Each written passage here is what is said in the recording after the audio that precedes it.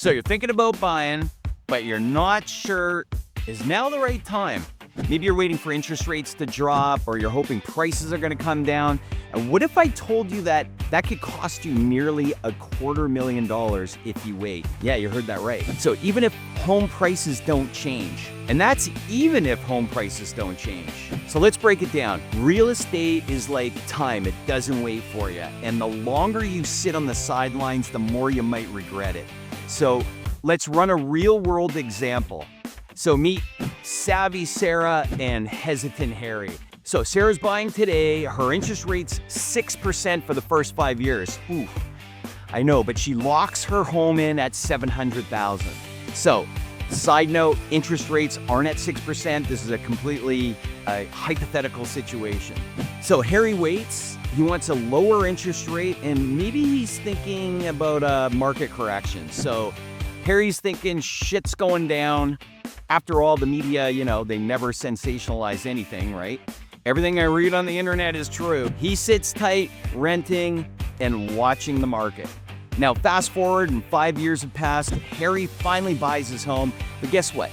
Home prices haven't changed. So for this example, the house is still $700,000. Sounds like you won, right? So Harry got a 4% mortgage instead of 6%. But let's dig a little deeper. So Sarah locked in her home price and has been paying down the mortgage for 5 years. After those 5 years, she refinances at 4% and keeps making her payments, right? So Harry finally bought his home, but he's starting from scratch 5 years later. So that means his mortgage won't be paid off for another 25 years, which is 5 years after Sarah's.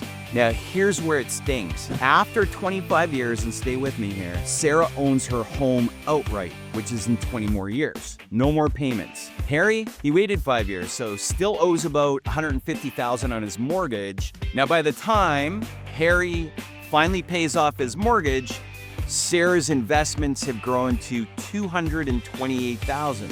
That means Sarah is now $228,000 wealthier than Harry, even though they bought the same house at the same price. And Harry waited because he didn't like the interest rate and he thought he could time the market better. Waiting 5 years cost Harry nearly $250,000.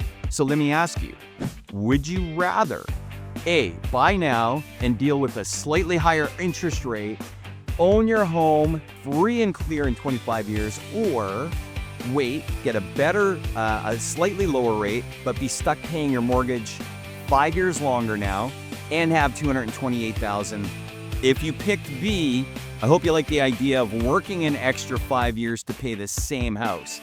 My advice, get in the market as soon as you're financially ready. You can refinance later when your rates go down, but you can't go back in time and buy that house 5 years earlier. Don't try to time the market. Start thinking long-term, because whether home prices go up, down, or stay the same, waiting still puts you behind. Are you still unsure? Let's talk. Drop a comment below or reach out to me directly. And if you want some real talk on Calgary real estate, hit that subscribe button. I promise to keep it real. See you in the next video.